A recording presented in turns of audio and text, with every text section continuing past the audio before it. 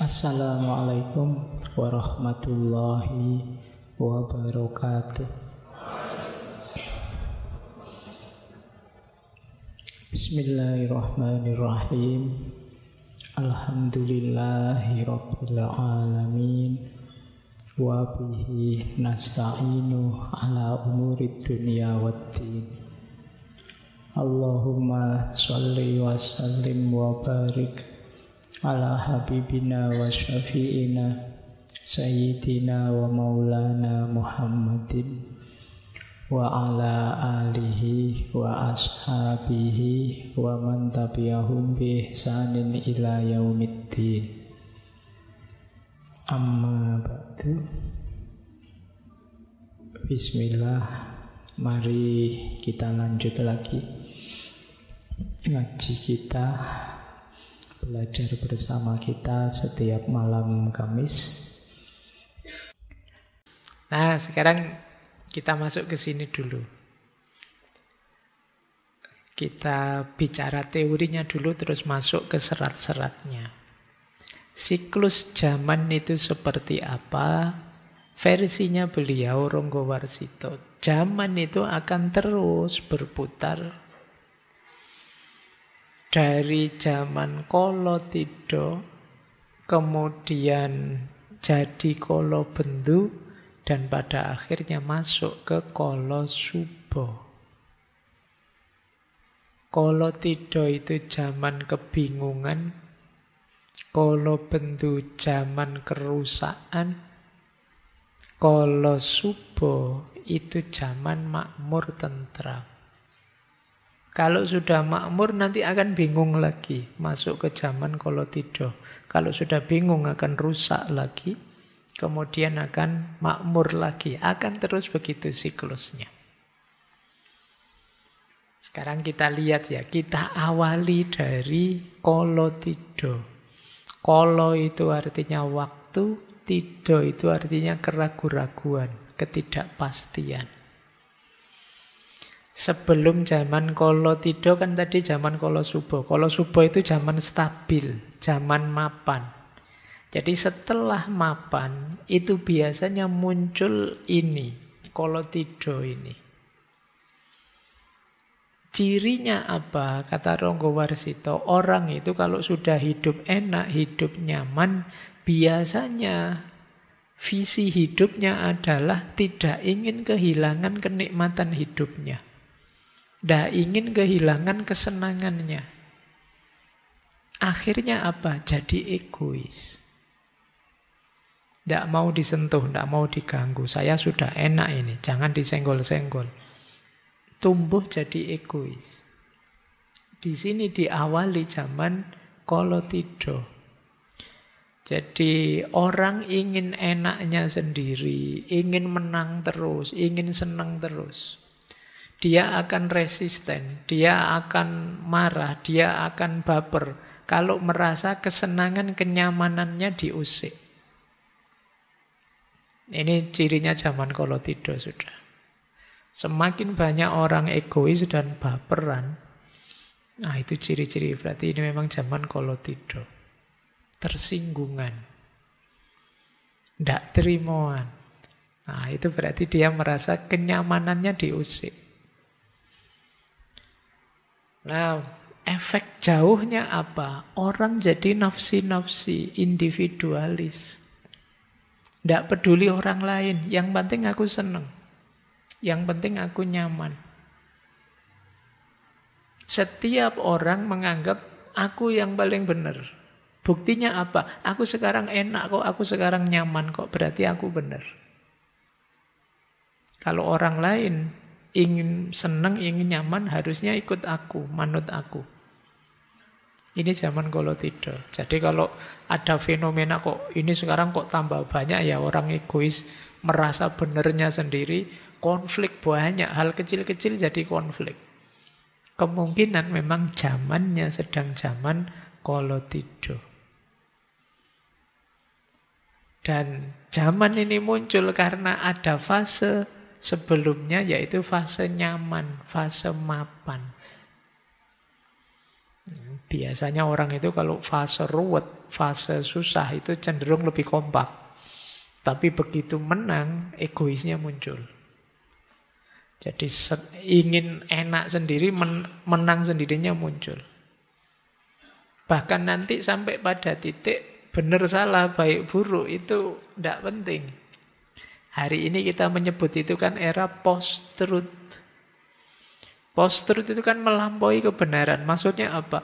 Orang menganggap sesuatu itu benar kalau sesuai kepentingannya, sesuai keinginannya. Jadi era post-truth itu kalau dilihat dari sini sebenarnya menunjukkan zaman sedang zaman Kolotido. Bahwa yang aku anggap benar itulah kebenaran. Yang sesuai dengan kepentinganku itulah kebenaran. Semua orang mengklaim benarnya sendiri-sendiri. Nah, kalau kalian punya gaya seperti itu, ya kalian memang gaya versi Kolotido. Itu nama lain dari orang bingung. Jadi karena tido itu keraguan-raguan, ketidakpastian. Oke ya, ini zaman transisi. Dari enak menuju tidak enak. Saya tidak tahu durasinya berapa, tapi pasti siklus itu terjadi. Mungkin bisa lama, sangat panjang, mungkin juga pendek. Kalau ini selesai, biasanya zaman Kolotido ini kalau tambah parah, kita tidak bisa mengatasinya, kita akan masuk ke Kolobendu. Ini sudah zaman hancur-hancuran. Kalau tadi zaman Kolotido itu orang serba ragu-ragu, serba tidak pasti. Begitu masuk ke Kolobendu sebenarnya stabil lagi, tapi stabil dalam kerusakan. Stabil dalam angkara murka. Disinilah nanti yang baik dianggap buruk, yang buruk dianggap baik. Namanya zaman Kolobendu. Jadi ini nanti yang relevan dengan syairnya Ronggo Warsito di zaman Edan dari serat Kolotido. Dari luar kelihatan tertib, stabil, tapi stabil dalam ketidakberesan. Kalau semua orang Edan itu kan yang tidak edan akan dianggap edan. Kalau semua orang stres, itu yang tidak stres akan jadi yang tidak normal satu-satunya. Jadi yang semula tidak normal dianggap normal, yang semula normal akan dianggap tidak normal. Kayak jadi kalau ada orang, saya itu tidak main TikTok, tidak main itu. Oh zaman kayak gini kan. Jadi dia malah tidak normal sendiri. Apa sih game online itu? Dia akan jadi tidak normal sendiri. Jadi ketika semua orang edan, maka yang tidak edan, itulah dia yang edan. Jadi bahasa itunya kan itu. Jadi kalau semua orang tidak waras, ya satu-satunya yang waras itu dia kan beda sendiri. Dialah yang nanti dianggap tidak waras. Ini zaman Kolobendu. Kalau di berbagai narasi, ya termasuk nanti di serat Kolotido dan serat yang lain, zaman Kolobendu itu isinya ini yang disebut wolak-wali ing zaman. Yang zolim malah dipuji-puji, yang dizolimi dimaki-maki. Nah, sekarang kan banyak istilah-istilah memaki yang terzolimi. Alah kamu playing victim aja. Alah kita sering ada banyak diksi-diksi untuk menyerang orang yang terzolimi hari ini. Nah, jadi banyak tindakan tidak adil. Yang jujur ditertawakan. Yang jahat dianggap keren. Wah, hebat orang ini, keren. Berani dia. Nah, itu padahal itu kejahatan. Orang yang mulia disingkirkan. Yang jahat mendapat derajat. Aturan dijungkir balikkan, nilai diputar balikkan. Yang wanita kehilangan rasa malu, yang laki-laki kehilangan kehormatan. Ini kalau bentuk. Bapak lupa sama anaknya, anak melawan orang tuanya, saudara tawuran dengan saudara, keluarga saling menyakiti, murid melawan gurunya, yang besar sombong, yang kecil tidak tahu diri. Dan ini semua normal di zaman kolobendu. Nah, simbolnya apa? Kembang seruni. Kembang seruni itu kependekan dari seru dan berani. Barang siapa suaranya keras dan berani, dia akan menang. Punya pengaruh besar. Entah dia orang pinter ataupun tidak pinter, sing penting berani teriak-teriak, berani tampil, maka dia akan punya pengaruh. Ini cirinya zaman kolobendu. Ketika yang negatif-negatif, yang rusak-rusak dianggap normal. Nah, kira-kira kita di zaman apa? Tadi kamu nganggapnya, wah kalau tido ini Pak kita. Begitu kalau bendu, loh jangan-jangan kita kalau bendu. Atau jangan-jangan tiap zaman ada kalau bendunya sendiri, ada kalau tidurnya sendiri. Tapi ini pasti akan berputar, kata Ronggowarsito. Kalau sudah memuncak, pada akhirnya nanti kalau kehancuran itu sehancur-hancurnya, akan lahir zaman baru namanya zaman Kolosubo. Zaman Kolosubo itu zaman kegembiraan, zaman stabilitas, zaman kemakmuran. Ya versi beliau nanti diawali dengan munculnya seorang Ratu Adil. Kalau dalam Islam dikenal Imam Mahdi. Ini tokoh yang tidak ikut edan pasti. Di kalangan semua orang edan, dia sendiri yang tidak edan. Dan perjuangannya berat. Cirinya, kalau di banyak serat itu, yang pertama sederhana. Yang kedua, tidak berhasrat duniawi. Yang ketiga, misinya hanya ingin membahagiakan orang lain. Yang keempat, spiritualitasnya tinggi. Nah, ini 4 ini ya. Semoga tidak ada. Wah, jangan-jangan saya itu Pak. Karena dalam sejarah banyak yang ngaku-ngaku sebagai Imam Mahdi, sebagai Ratu Adil. Banyak juga yang oleh masyarakat dianggap Ratu Adil, Imam Mahdi. Dan ini silih berganti. Nanti kalau kita belajar tentang teori-teori tentang Ratu Adil, Imam Mahdi, itu biasanya memang muncul di tengah masyarakat yang sedang tertindas. Jadi mereka mimpinya, yang membuat mereka masih bertahan itu adalah mimpinya bahwa nanti akan datang seorang pembebas. Ratu Adil atau Imam Mahdi. Biasanya ideologi atau pandangan seperti ini laku di masyarakat yang sangat tertindas. Makanya Ronggowarsito tadi banyak dibenci oleh Belanda karena ideologi Ratu Adil ini membuat masyarakat optimis, siap selalu berjuang. Nah, diawali oleh Ratu Adil dan para pengikutnya. Para pengikutnya itu adalah orang-orang yang eling lan waspada.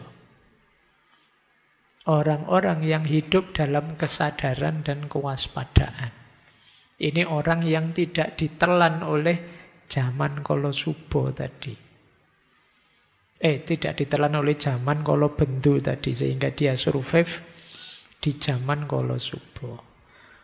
Kalau sudah sukses perjuangannya Ratu Adil dan kawan-kawan, muncullah era kemakmuran. Kalau sudah makmur mapan, biasanya terus geser ke Kolotida lagi. Orang jadi egois lagi, khawatir kehilangan kesenangannya lagi. Tambah rusak, Kolobendu lahir. Kolobendu lama-lama hancur-hancur, muncul seorang pahlawan, penyelamat, pembebas, Ratu Adil dan orang-orang yang masih eling lan waspada. Lahirlah zaman Kala Suba. Dan inilah siklus zaman. Versi Ronggo Warsito. Senantiasa berputar. Nah, tergantung kita. Kalau memang kalian merasa, Pak, ini Kolotida apa Kolobendu, percepat prosesnya menuju Kala Suba. Dan ya itu ada di kita, biar rodanya muternya cepat.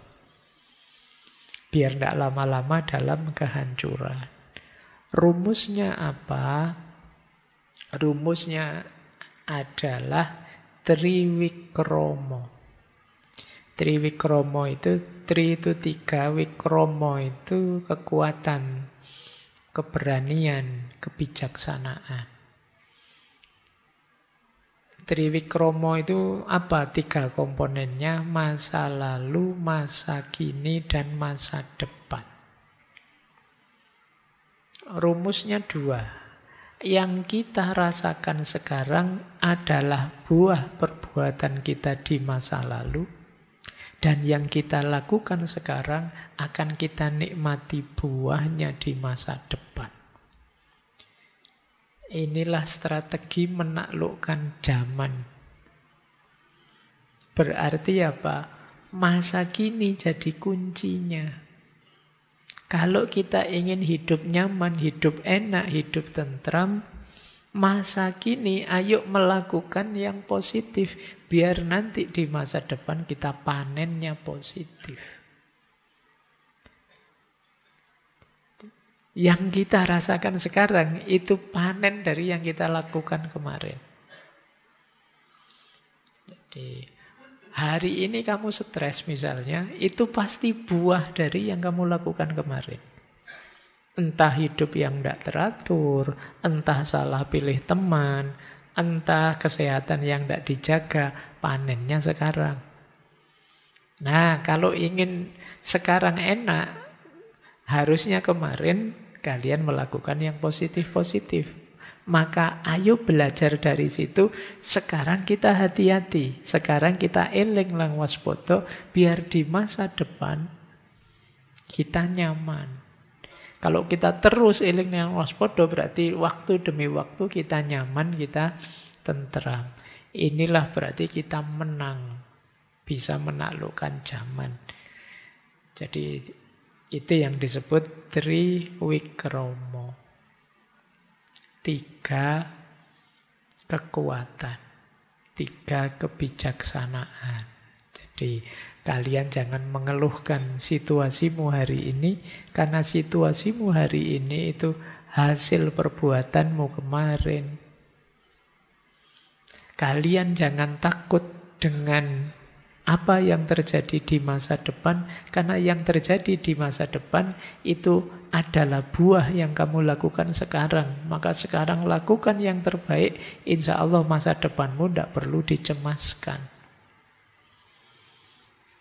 Di banyak kesempatan kan saya sampaikan orang bahagia itu yang tidak menyesali masa lalu dan tidak mencemaskan masa depan. Untuk tidak menyesali masa lalu dan tidak mencemaskan masa depan, taklukkanlah waktu, taklukkanlah zaman dengan cara ini. Baik, nanti mesti ada yang komentar, iya Pak, kalau diomongkan itu segampang itu Pak. Kalau dijalankan itu berat. Ya sidik-sidik, pelan-pelan. Karena memang polanya hidup, atau kalau bahasanya orang stoik, divine reasonnya hidup itu seperti ini. Apa yang kamu tanam hari ini, ya kamu akan menuai besok. Yang sekarang kamu tuai, itu yang kamu tanam kemarin. Inilah Triwikromo. Baik, itu dasar dari siklus sejarah versi beliau Raden Ngabei Ronggowarsito.